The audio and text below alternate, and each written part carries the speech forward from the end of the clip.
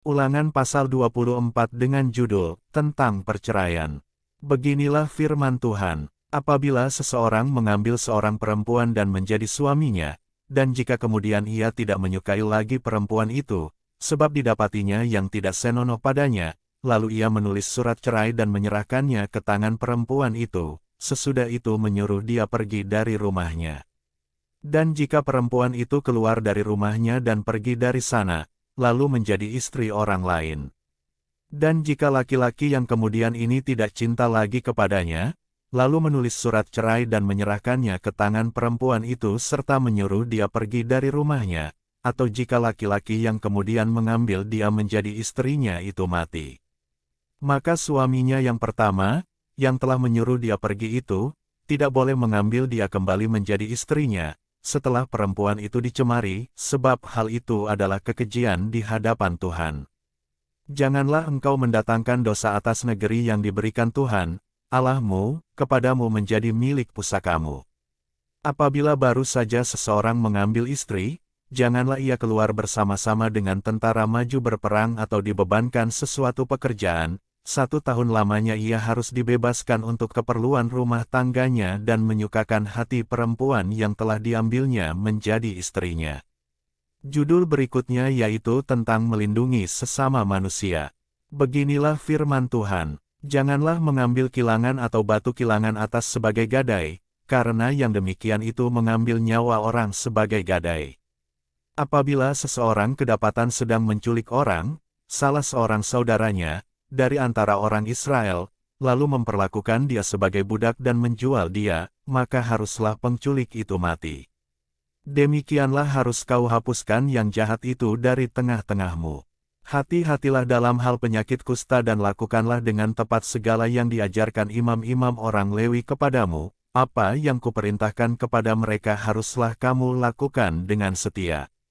Ingatlah apa yang dilakukan Tuhan, Allahmu, kepada Miriam pada waktu perjalananmu keluar dari Mesir.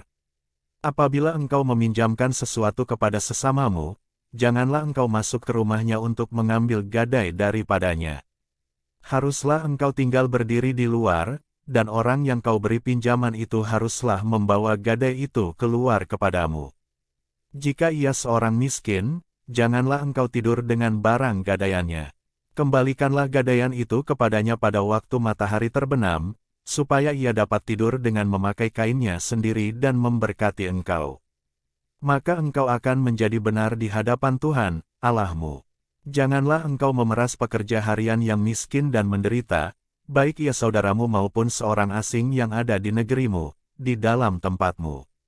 Pada hari itu juga haruslah engkau membayar upahnya sebelum matahari terbenam, ia mengharapkannya, karena ia orang miskin, supaya ia jangan berseru kepada Tuhan mengenai engkau dan hal itu menjadi dosa bagimu. Janganlah ayah dihukum mati karena anaknya, janganlah juga anak dihukum mati karena ayahnya, setiap orang harus dihukum mati karena dosanya sendiri. Janganlah engkau memperkosa hak orang asing dan anak yatim, juga janganlah engkau mengambil pakaian seorang janda menjadi gadai. Haruslah kau ingat, bahwa engkau pun dahulu budak di Mesir dan engkau ditebus Tuhan, Allahmu, dari sana, itulah sebabnya aku memerintahkan engkau melakukan hal ini.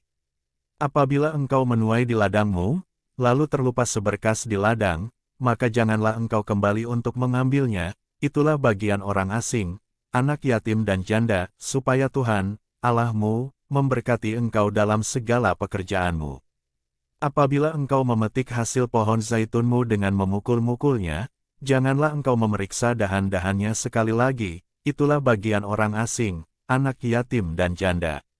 Apabila engkau mengumpulkan hasil kebun anggurmu, janganlah engkau mengadakan pemetikan sekali lagi, itulah bagian orang asing, anak yatim dan janda.